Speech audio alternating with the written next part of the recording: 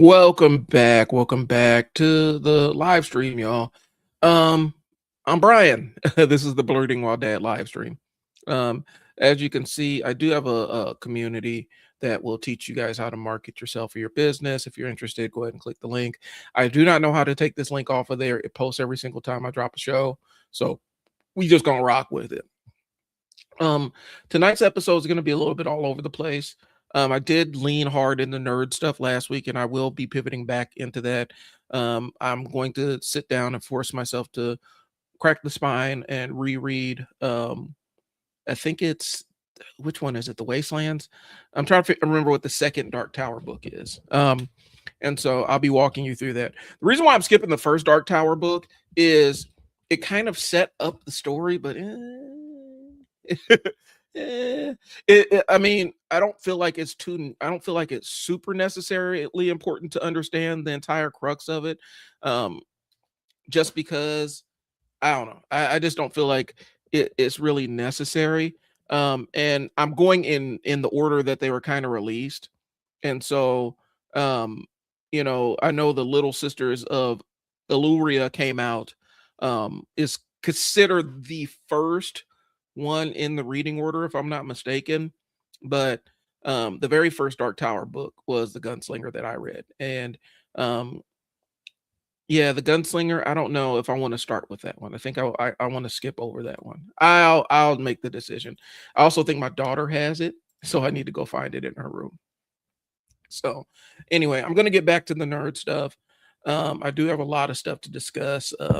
The new Spider-Man trailer dropped. I'm excited about it. It looks like it's going to be a takeoff on the other, where he's changing into something different.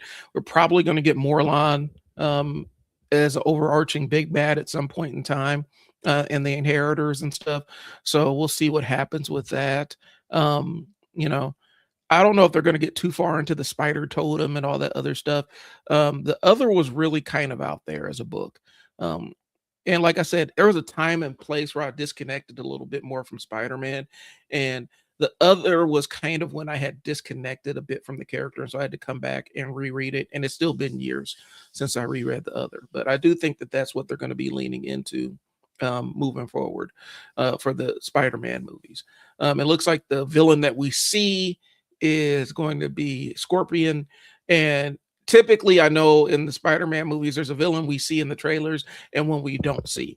And so I'm kind of interested to see in the villain that we don't see, especially if they go with the other. I do think we're going to get more Morlon, and we'll see what happens with that, because he's one of those weird, ambiguous. I may do a character issues about Morlon because he's one of those kind of ambiguously powered characters where he's as strong and as invincible as he needs to be, depending on what the plot calls for, however big of a threat he needs to be. I know when they did the Spider-Man, Death of the Spider-Verse and stuff, the Inheritors and the way they set it up, these guys are like, they can pretty much destroy anybody. Like what the head guy from the Inheritors, what snatched up Cosmic Spider-Man and drained him of his powers, like, just kind of manhandled him. Spider-Man with the Captain Universe powers, it was wild. But anyway, I'm interested. The trailer was dope. I'll be talking about that next week. I did finish Wonder Man. Wonder Man was it was a breath of fresh air. It was something outside of the Marvel Cinematic Universe, but it was still inside the Marvel Cinematic Universe. It was just a different kind of show, and it didn't rely on the heroes as much. It was more dialogue and character, and it was really kind of a meta commentary on the filmmaking process. I really enjoyed Wonder Man, and I know that they're doing a second season, so I'm excited about that. Watched the first episode of Steel Ball Run last night. I don't know when the second one's coming back on, when the second one's going to be dropping. It looks like they're not doing a weekly cadence for this JoJo. It's kind of what screwed up. What was it? Stone Ocean, when they dropped it. Because up until that point, you could normally catch the JoJo's weekly, and Netflix decided not to do that, and that kind of sucks. So we'll see when the next one drops. But I was really, really super impressed with Steel Ball Run and how straightforward it was. And I know JoJo's Bizarre Adventure relies on a lot of, your mind really has to be open to travel a lot of different places. I like the fact that they really edited this and created this show to actually bring viewers in so they know what's happening and kind of set the parameters of that of the Still Ball Run universe. So I don't have problems with it. I do have kind of side eyeing the black character on there. Um, I know he's the main dude. Like he is kind of a constant through the whole story. The yo yo yo, I don't quite know how I feel about it. Um, but otherwise, I did enjoy Steel Ball Run. I'm excited to see when they actually drop the series because this was kind of like a movie that that told the backstory and then kind of walked them through and got them to racing. And so right now they're racing. If you haven't checked it out, I'm not going to go into many spoilers about it, but Steel Ball Run's worth your time. I'm enjoying it. I'm curious to see what the ending music's going to be because they didn't really play the theme. They didn't play the entire theme. We didn't get the ending music, so I'm interested to see what they did. So that's the nerd content for the week. Here's the thing. So this show is about transparency, and um, I've always tried to be, share my journey as a nerd, black father who has ADHD, who's a business owner, and any other label you can affix to me. Um, I'm kind of going through that. I'm in a difficult headspace kind of day right now. Um, my rejection, and for those that don't know, one of the things you get with ADHD possibly is really super sensitive to rejection by people that um, by people that you've invested time into. Um, and it's super sensitive, it's hypersensitive, um, and it lashes out and it can tank an entire day. And so I'm kind of wrestling with that because I got some feedback that I needed to hear earlier today about, you know, basically, work-life balance and things along those lines. And it's trying not to I'm taking the good part of it and really focusing in on what I want to do. But again, I don't expect people to treat me with kid gloves when it comes to stuff, especially people that I care about. I don't really expect them to do that. But it is a component of the way that I process information interpersonally. You have to be really careful about not taking a perceived slight or rejection too personally because it can tank my entire day. And I had a pretty productive day. Okay. Not really in a bad place, but I'm not in the best place either right now. Um, and one of the things, like I said, when you have ADHD, a lot of people, and I don't think it's in the DSM criteria or anything, but rejection sensitive dysphoria. And that means as an ADHDer, when I perceive that I'm an idea or myself, a part of me is being rejected by somebody, it's almost chaotic. Like my brain goes into fight or flight mode. It's really uncomfortable. Um, I kind of spiral a little bit. I start really beating up on myself, and more times than not, a good enough rejection is enough to shut down my day. And it's hard when you're a business owner. You have to go out there and get the bag and talk to people. And when somebody says it's not for them, um, tempering that with the fact that it's not a rejection of me. It's saying, hey, this service ain't aligned with what I want. Okay. But small things feel a lot bigger than they really are. And sometimes even constructive criticism, um, and it doesn't matter how you couch it, it's on me, right? Um, it can feel like a kind of a dagger. And so, small things feel bigger than they are. Brain kind of fills in gaps, and it feels real even when it's not, even when it's complete and utter bullshit. Getting feedback for existing or something that I don't have any control over. It really feels like a dagger in the heart. It actually hurts, and that's kind of where I'm at right now. I heard something I needed to hear, but um, I know what it is. And it's one thing. Here's the thing that you have as a neurodivergent person. You know what you're supposed to be doing. You know how you're supposed to be perceiving things. You know how you're supposed to be feeling things. Um, but then your brain has other ideas about how you're going to experience this thing. Um, just like with my ADHD, I know that this task needs to be done. I know how to get it done. I know what framework I need to have success in completing the task. Starting the task, Nah. And that's kind of what it is. And so that's the challenge. And so it's having a brain that actively works against you at times. Um, and you know that it's working against you. I'm fully aware, hey, you're not being rejected. You just got, it was just something that you heard. It's some feedback. All right, cool. But my brain doesn't track it like that. And so I have these two competing parts of my brain that are fighting for attention. Um, One, when I experience a level of rejection or pushback or feedback, it's completely shut down and crash out, and I'm a failure and I hate myself and I did all this other. And the other side is, okay, I can take this and get better. And I have those two things competing in my brain all the time. Okay.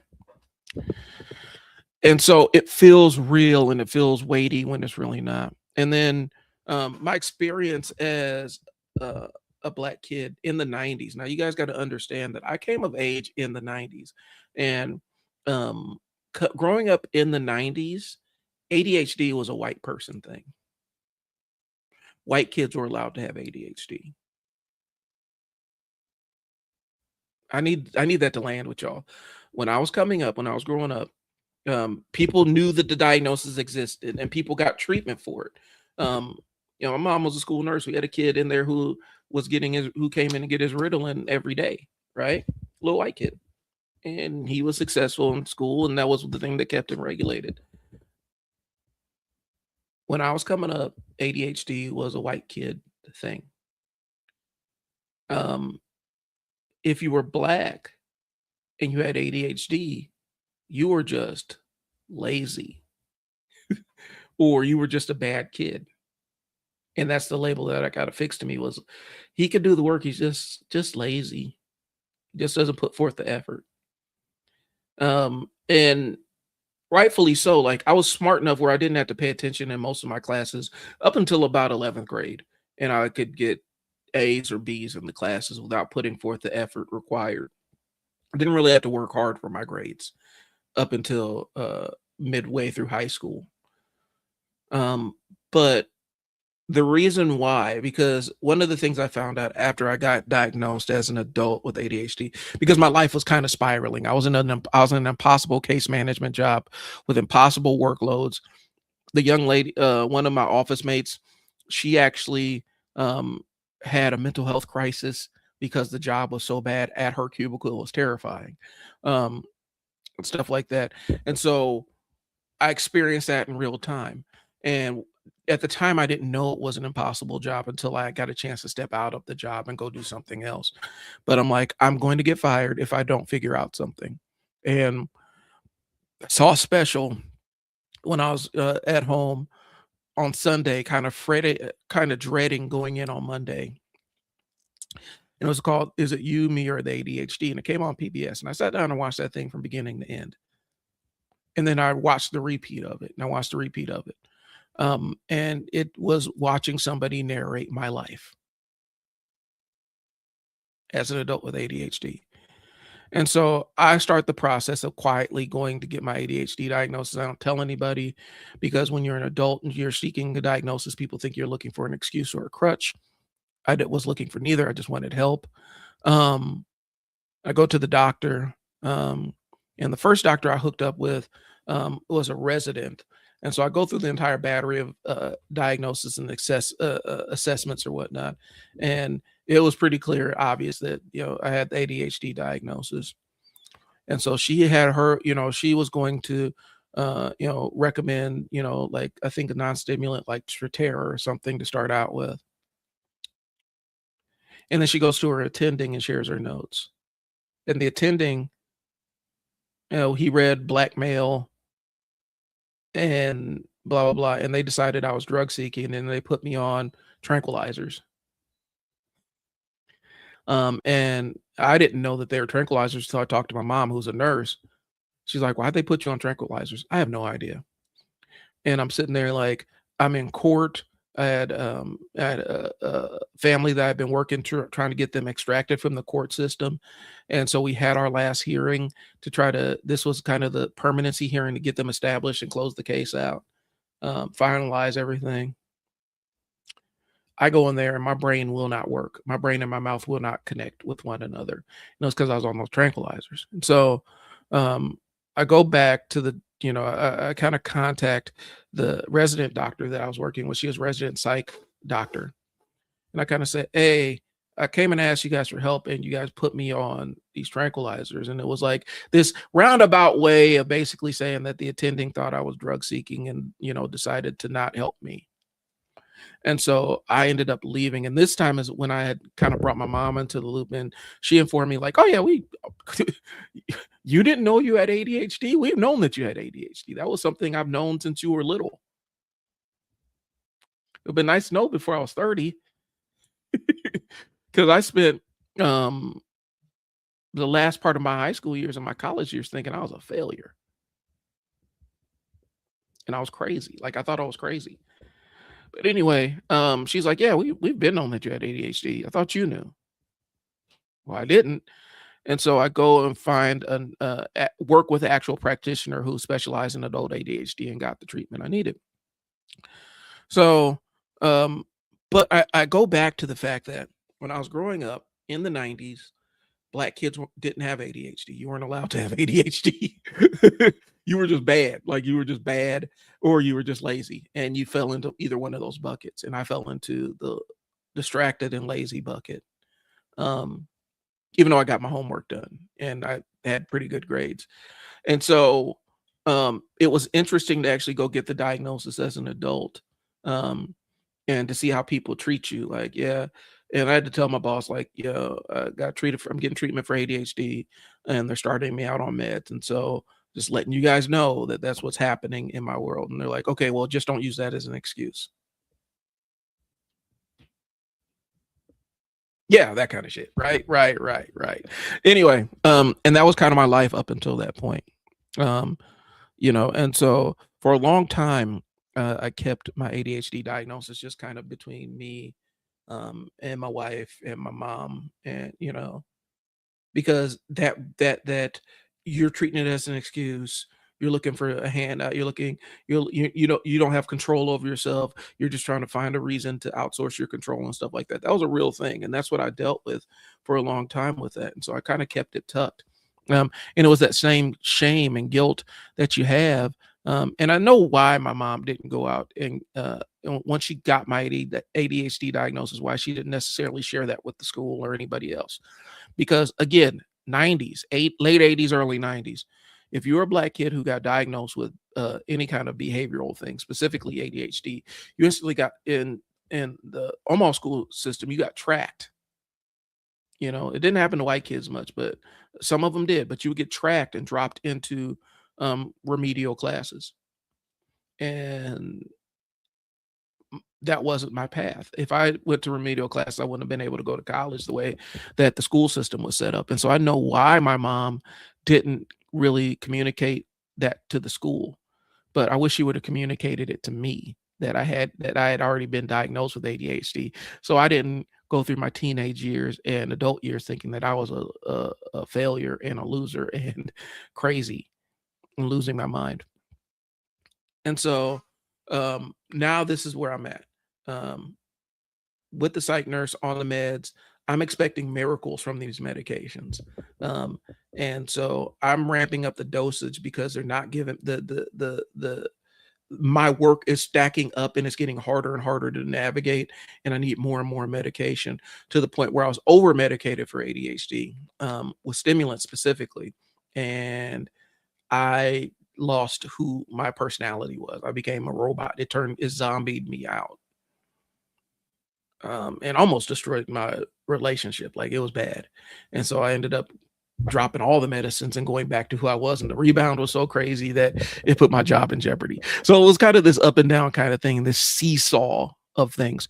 Because one of the things is when you have ADHD, a doctor, and I think one of the difficulties was I switched providers. I was forced to switch providers from the nurse that specialized in adult ADHD to just another psych nurse who didn't necessarily have a history with me.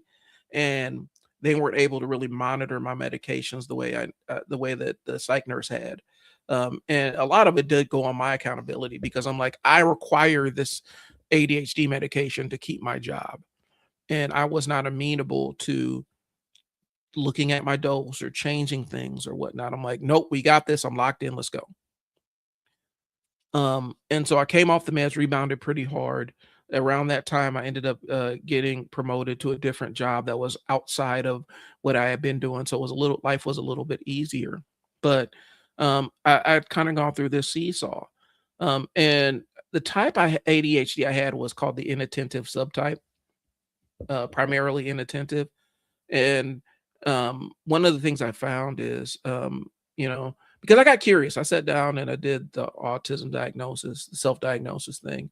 I did multiple ones of that, and all I will say is the self-diagnosis basically said you need to go see a professional right now. And so that's kind of the journey I'm on right now, to see if this is something, if my ADHD is kind of cross pollinated with my autism. Because I'll give you a hit. I'll explain it to you like this. My brain loves patterns. It craves structure. It likes to know what we're doing next, to the point that if a routine gets upset, I don't participate. Like, I have to go to the gym after I drop my kids off at school. Otherwise, I will not go. And if I try to go at any other point during the day, it feels like it's chaotic and I don't get a good workout in, and I can't focus, and I'm freaking out because I feel like I'm leaving other things on the table to do. So, on one hand, I love to know what's coming next. I love a ordered kind of routine. On the other hand, my brain craves novelty. So my brain loves routine and craves novelty.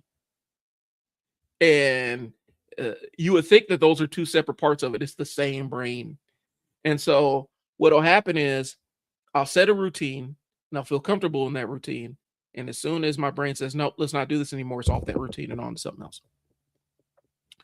Good example. I got a client for a service that basically I come in and build out a content studio for people, and I kind of consult with them and teach them how to use the equipment and everything. And if they want a studio in their office or they want a studio in their business, I give you equipment list, figure out the assembly piece, and then come in and train you or your staff on how to use it. Okay. I got a client doing that. I did my first install this week, and I had a great time doing the install. It went really, really well. Um, it wasn't as daunting as I thought it was going to be. Instantly, my brain wants to go do something else. Find another, how can you send me money? I want to buy an iPhone. Okay.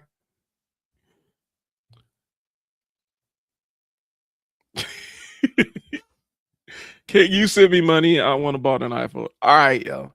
Anyway, so I'm wrestling with the ADHD side of me and the possibly autistic side of me, and these two things ain't jiving. And I need to probably, even talking to my wife today, she's like, "You need to go get that shit diagnosed." So at least you know what you're working with.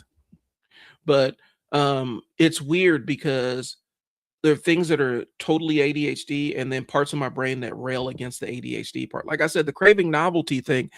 I like novelty as long as it's predictable novelty, which doesn't make any fucking sense. It doesn't make the slightest bit of sense, right? Like, I want novelty, but it needs to be a predictable sort of novelty. Um, I like my stuff being where it is, and so I do have a messy streak, but if anybody moves the stuff and it goes somewhere where I don't know, I freak out. So there are two dueling things of it. And so that's why I'm like, okay, probably going to go sit down and talk to the doctor when I go tomorrow and say, let's see about this autism diagnosis. I don't know if it's going to make a difference for me as an adult, but it'll be something nice to know. Right. But like I said, I came up in a time where Black males were not allowed to be neurodivergent. If you were neurodivergent, you were in the remedial classes, and they didn't let you interact with the other kids. You weren't allowed to experience that. And it was even worse for Black girls that were coming up because we're still struggling with the concept that Black girls do have ADHD and autism and stuff. They don't get diagnosed. But in the 90s, little Black kids just weren't allowed to have it. If you did, you got stuck in the remedial classes. They're almost treated like a punishment. Okay. Um, and so with the autism question, it's not, do I have it? It's, what does it mean if I do? What does that mean if, because I've already done the self assessment thing that you're supposed to do. And the self assessment basically said, go see a doctor yesterday.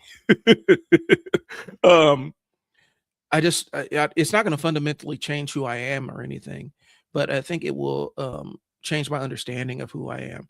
Explain a lot of different things in my childhood where growing up, where I felt this weird level of disconnectedness between myself and other kids, where I'm almost experiencing my emotions from a third hand perspective and stuff. And I had to fake a lot of emotions just to feel like I was being normal with other kids. It was a weird thing. And then also goes into the fact that I did not speak until I was almost 3 years old. I didn't speak till I was almost 3 years old. And then when I did start speaking, I instantly started speaking in full sentences. But in the 80s, they thought I was mute. And they were kind of preparing my mom for a life of dealing with a kid that was handicapped in that way. Like I said, this is all 80s speak, y'all. So don't come for me with this one. But they were kind of preparing my mom for a life with a kid that had something wrong up here, because I would not talk. I didn't hit my speaking milestones the way they expected me to. And one day she said I just started talking in full sentences and never stopped. And not just full sentences for a 3-year-old, like full sentences that were good for a 5 or 6-year-old, where I was clear and sentences were perfectly ordered, not bad grammar or anything. And so and I was like a prodigious reader and stuff like that. I still am, even though I don't flex that muscle as much. But there are other aspects of things that go along with autism. I hyper focus on comic books and science and things that don't move the needle for me. Like, I can tell you all kinds of useless trivia off the top of my head about stuff. It doesn't necessarily benefit me in life, but I can tell you all that stuff. And it's just a hyperfixation with that stuff. So there are lots of signposts where I'm like, I probably need to go diagnose. I'm not necessarily feeling bro who's in office right now as head of HHS, specifically talking about rounding up the autistic people and putting them in work camps. Don't like that. I'm not a fan of that. And so the idea that we need a registry of autism and stuff that he wants to, I don't like the idea of that either. And so it's kind of the balance. So I'm going in to see my doctor tomorrow. We're going to talk about it. Okay. But like I said, today was kind of one of those days where your brain is kind of in misalignment with how you should be feeling. I should be feeling accomplished because I'm wrapping up a big project that I just completed and it was super successful. And I'm on to the next phase, and my brain will not let me celebrate that. That's it. So that was an addendum, an addition onto my script. So let me jump back a little bit. We're gonna pivot. And this is kind of words mean thing. This is speaking from the heart versus saying it right. Okay. And it kind of ties into what we're talking about. But the reason why I came up with this is I was watching the fallout. This little brother, was it LaRussell, the rapper, right? Right. I saw him on social media and I forgot what the song was. It was like it was supposed to be kind of a freestyle, written freestyle or whatnot. Something he had written that he was doing off the top, performing in front of people. And it was called Heaven Sent. And Lil Dude prefaced it by saying, my engineer says that I shouldn't perform this and I shouldn't show this song. And instantly I'm like, man, your engineer might have known something. And then bro does the Heaven Sent song. And in that he's talking about, even Trump is heaven sent and even Jeffrey Epstein is heaven sent. And then at the end, it's like, even you are heaven sent, like you worse than all of them. And the Twitter did the Twitter thing and, kind of drug him. But then Threads even jumped in on it. And so this dude's getting drug all over social media, ends up first he tries to double down on it and says, you guys don't understand the depth and the layers of what I was talking about with the heaven sent thing, right? I'm not even going to play it because I don't want the copyright strike, all right? But he's like, you guys don't even know what I'm talking about. We'll do this, that, and the third. And he tried to double down on it. Eventually got so bad he shut down his social media thing. Here's what it is. I feel what bro was working with. I feel what he was working on, right? His engineer told him not to put it out, and he did it anyway. Okay. Sometimes when you are so in love with your own thinking, you think that you are the sole arbiter of the best thing to say for you at that moment in time. And it happens with creative people all the time, right? Because creative people fight against their vision versus what the reality is all the time. And so sometimes they're able to tune out that part that says, this is what your reality is. You need to go with what your vision is. And I think that's kind of what he did. I think that he thought that that song was going to touch somebody or reach somebody on a deeper level than it actually did. But you up here talking about Jeffrey Epstein as heaven sent, bro. That is a non-starter right now. And you could have kept that one tucked. You did not need to come out and say that, bro. Like, you should have held on to that one. And so having a filter and choosing to ignore it are two different things.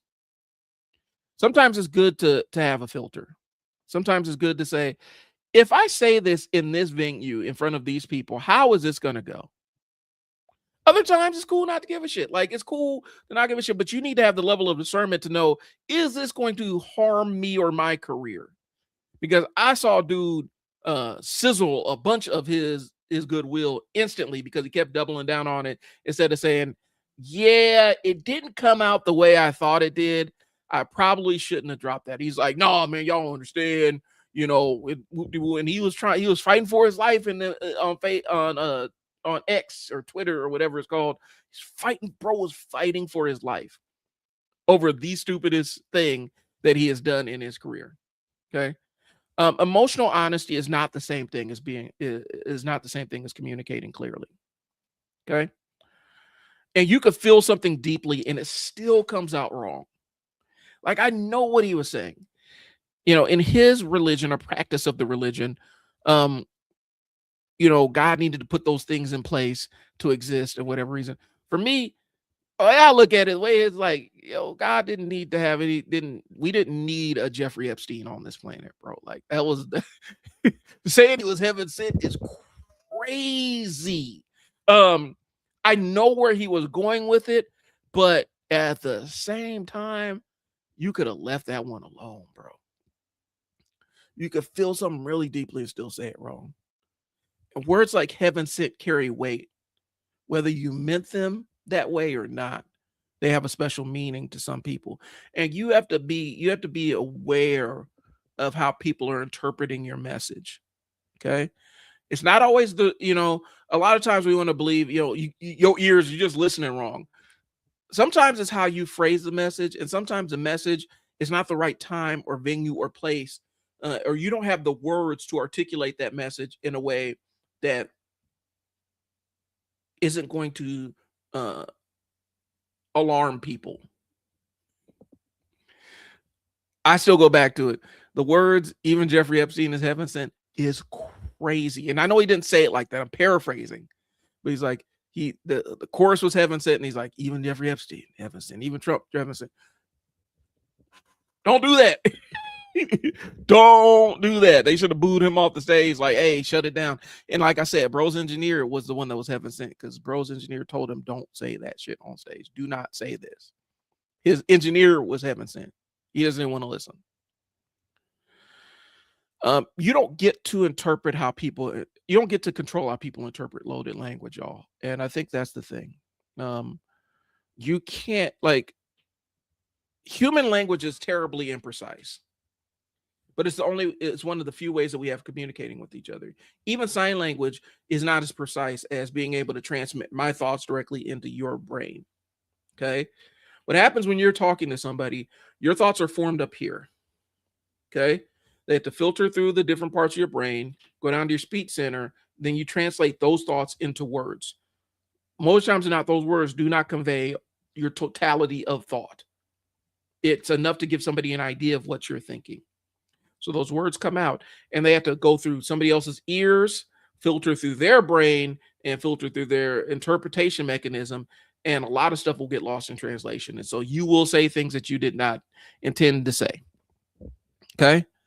And I think that's one of the issues. Like I said, human language is an imprecise way of communicating our thoughts and feelings, but it's, we have sign language, you have written language. It's one of the only ways that we have. Okay. Um, the engineer provided quality control over bro and said, hey, don't do this. Okay. Don't get up here and talk about even Jeffrey Epstein is heaven sent. That is crazy to say in front of people. I don't care if it's a hit song. I don't care if you envision it as the song that's going to win the Grammy. You need to leave that one tucked. You got to look in the mirror. You need to say that out loud to yourself and say, wait a minute, did I actually mean that? So, like I said, the engineer was heaven sent because the engineer tried to save him from that. Every good creator has somebody who helps them kind of tighten things up, like an editor. Like most writers have an editor. And sometimes your editor isn't somebody you hire. Your editor is somebody that you have a rapport with who can tell you, hey, man, don't do that. Don't say that. Okay. When I first started this, long time ago, when I started the Long Boxing While Black podcast, there are times where I was talking freely, but I wasn't saying exactly what I meant, if that makes sense. Like I couldn't find the words for what I actually meant. And going back and listening to some of those old episodes, it was enough to get me stop recording for a while because I would go off on these tangents and things would come out that I didn't necessarily mean in that way. I just didn't have the words to phrase it. And listening back and realizing my message didn't match my thoughts is kind of a humbling experience.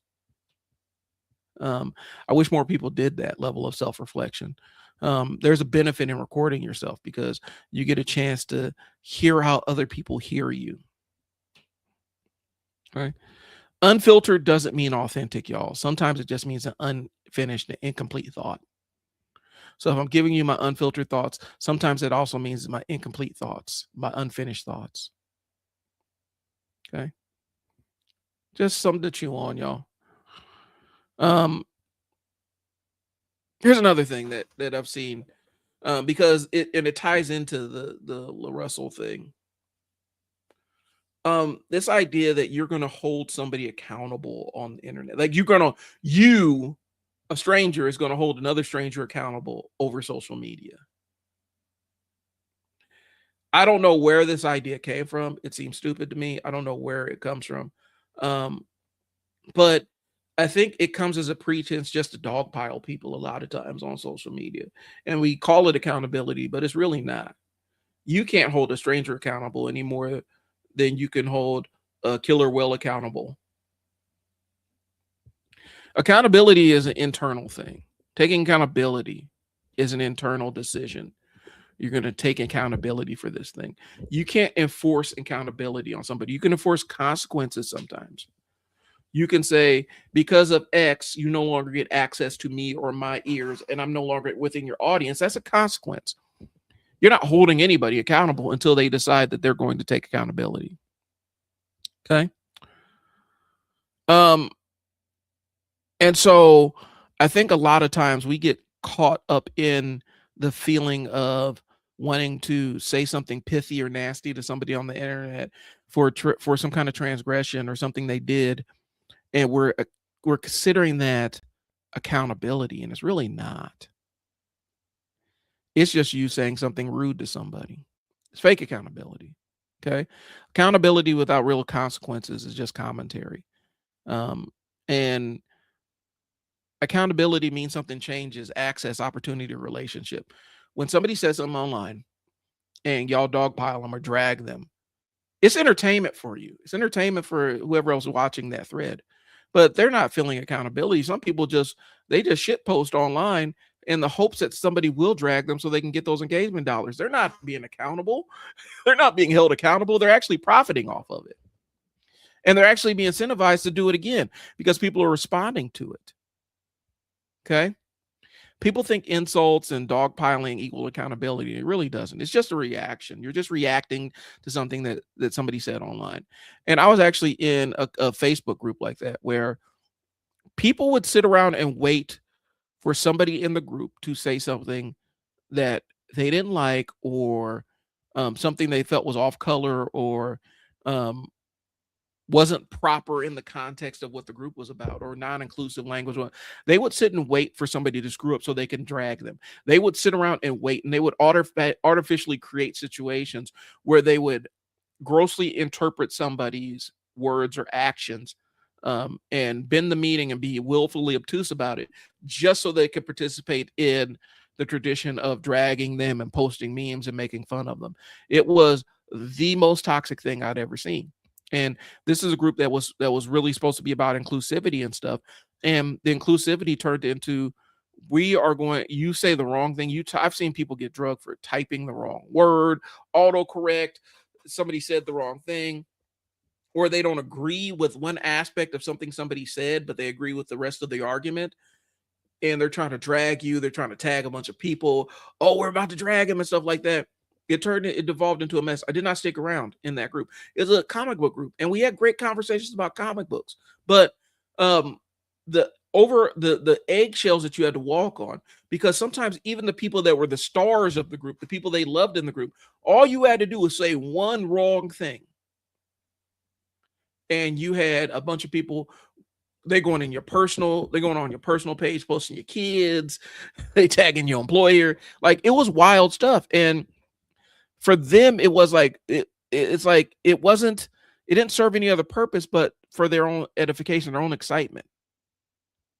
And a lot of people I talked to who were cool, open-minded people were turned off by their experience in that group. I'm not even going to name what the Facebook group is. It's a big community. They were so turned off by that, where they're like, man, that's not what I thought it was going to be. It wasn't everybody's dragging the racist or homophobic or transphobic person. It was, all you said was when you said and you're going to have a bunch of people ready to drag you to the pits of hell and put your kids on the internet and meme you up and all kinds of other stuff. It was crazy work. And it's that hypersensitivity that comes with the internet. Okay. And people are addicted to the drug of dragging people, and they consider that accountability. It's really not. It's just being mean to people on the internet. And for some people, it's a signal. Like, there's something there's a hole in your life where all you have is being mean to people on the internet. And you call it accountability. You try to dress it up as something else, but really it's just you just want to be mean to somebody. You just want to bully somebody on the internet. And I think we need to call some of this stuff what it is. You want to bully somebody on the internet? Fine. Don't pretend like you're being is holding them accountable. It's just, I get to talk mean to this person because they said something I don't like, which is fine. That's normal human discourse, right? But don't dress it up like something it is, right? If nothing changes in that person's real life, then nothing really happened. But if you're posting this person's kids online and trying to call their job and stuff because they said something when they should have said you probably need to be the one that seeks help. Okay. I'm kind of jumping around on my outline here because there was a whole section about the accountability thing, and I'll probably spin the block on that one on a later episode. I don't want to spend too much time talking about it because it gives me a dim view of humanity when we start talking about how people act online. So we're going to pivot a little bit more into commentary on nerd stuff. Okay. But it's this very specific thing about nerd culture.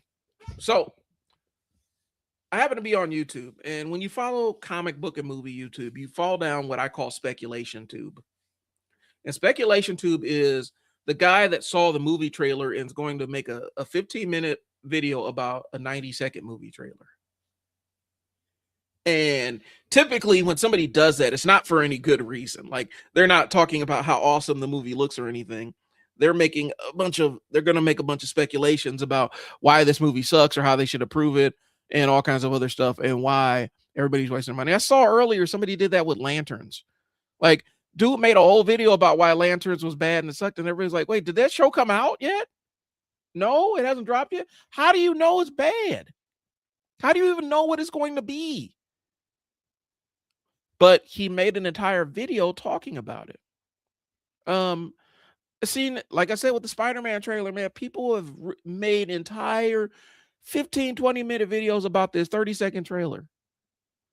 And either the movie is going to be the greatest thing they've ever seen or it's going to be the worst thing they've ever seen. And the reality is they haven't seen it yet. They've seen the same thing that we've seen, which is a 30-second trailer. Okay. Um, so speculation tube is where they take small pieces of info and content and build entire castles of opinions about it. Okay. A lot of times it's incomplete data. They have a very strong tone and it's super leading questions about things. Such and such losing this touch. Is DC becoming too woke now? I mean, what's this? There's too many black people in this trailer, so DC must be becoming too woke. It's crazy. Okay. And the language is this could mean, or this might suggest, right? It sounds uncertain, but it pushes to a conclusion about a thing. Okay. I saw this happen when the Steel Ball Run trailer dropped the first time. People built entire why this is going to be the worst season of JoJo ever. The art style is going to be terrible. This is going to be awful.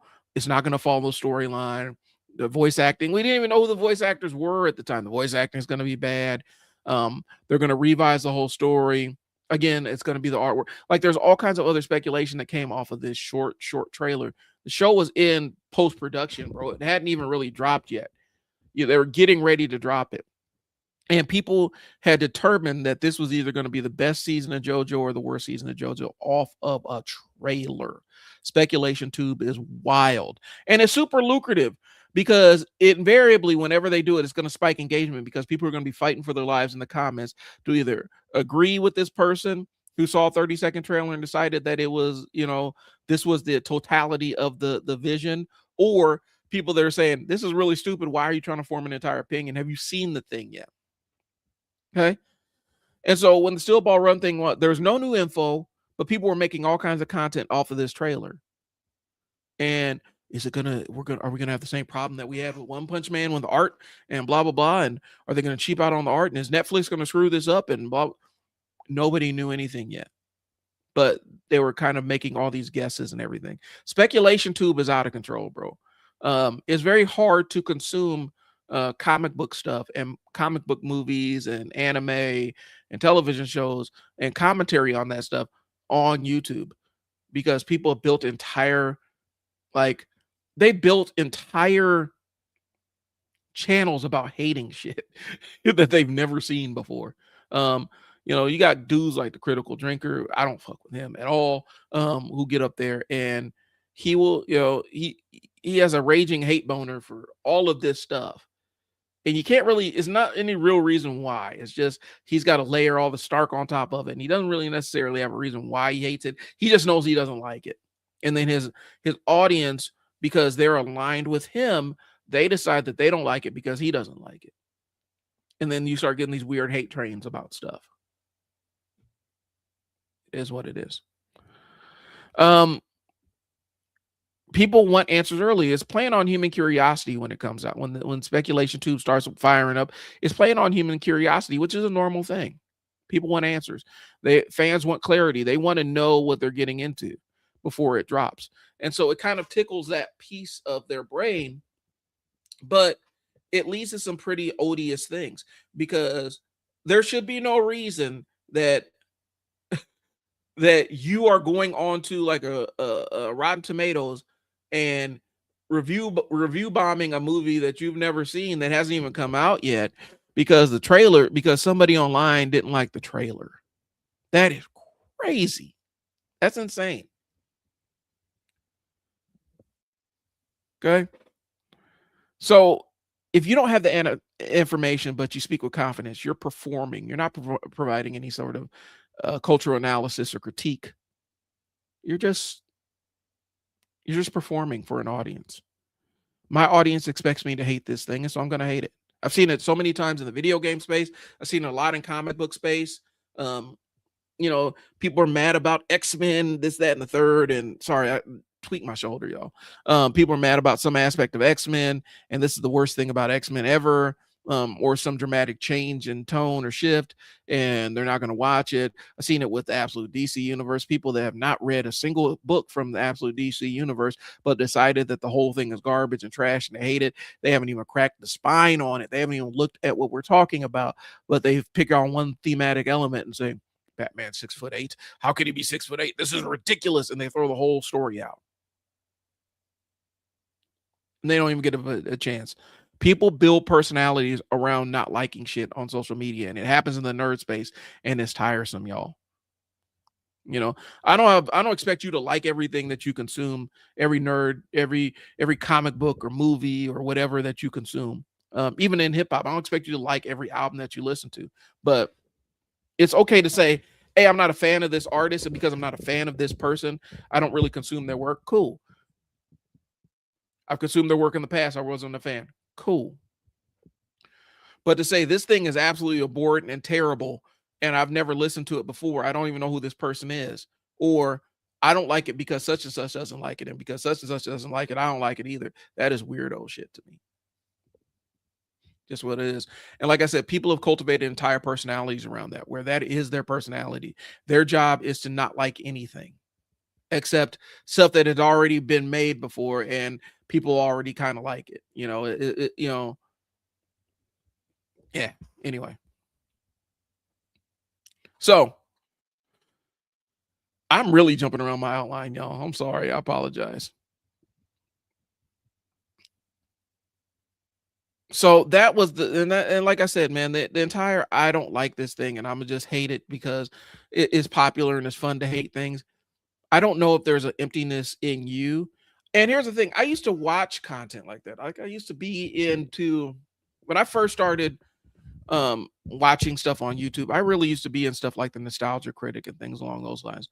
Until I started detecting this undertone of mean, like this mean, like it was like I know it was a comedy show, but there are parts of it where it was just really mean. There's parts of it that was kind of anti-black. Um, you know, but then you get this real sense of, okay, did you even watch this? Are you just reading what other people thought about this and just regurgitating their hatred of a thing or their dislike of a thing? Or do you hate it because you didn't quite understand it? It didn't quite connect with you?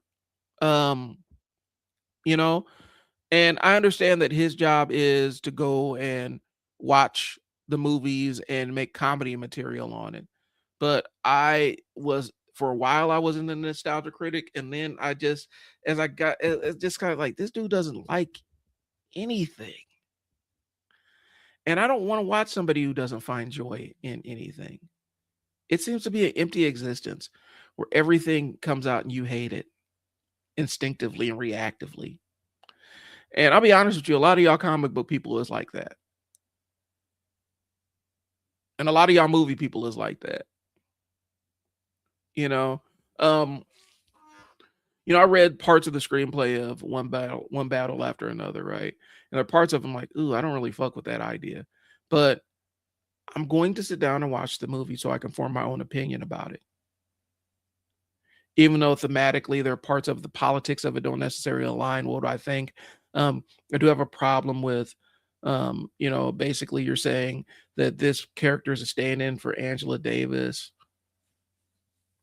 or Asada Shakur, and she is not only is she not only is um, the person a traitor, they're hypersexualized, they're sleeping with the enemy, but you're saying that they're a stand-in for Asada Secure and stuff like that. Like I wasn't necessarily aligning with aspects of the movie that were presented to the public, but I'm still going to sit down and watch the movie so I can form my own opinion and decide whether I like it or not based on what my opinion is.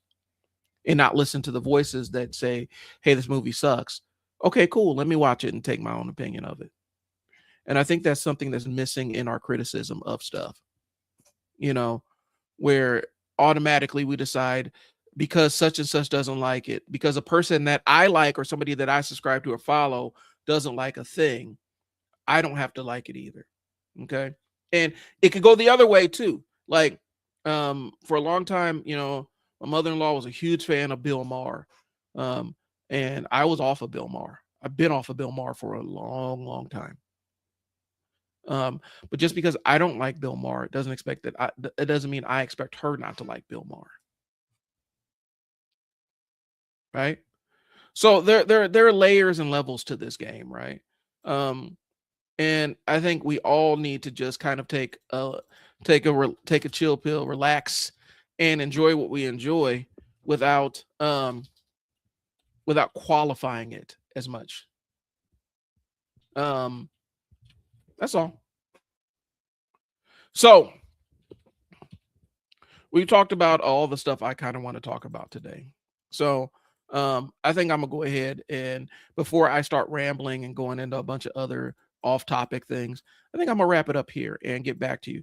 What I'm doing is I am building out the Substack so that a lot of these show topics will be available on Substack for you to read. Um, I got to go back and summarize them. So that it's not just all the rambling and stuff. I want to get to the main points and stuff, and so there's going to be some writing required of me. Um, but I do want to have another channel, another outlet for this where I have some written stuff for this stuff. Okay, and so um, yeah, that's what I got, y'all. Like I said, I'm gonna get out of here before I start rambling. I have some other points on my outline, but I think I'm gonna slide out today. Um, I do appreciate y'all tuning in. Next week we'll be back on the nerd stuff. I will talk to y'all later. Thanks for tuning in. Peace.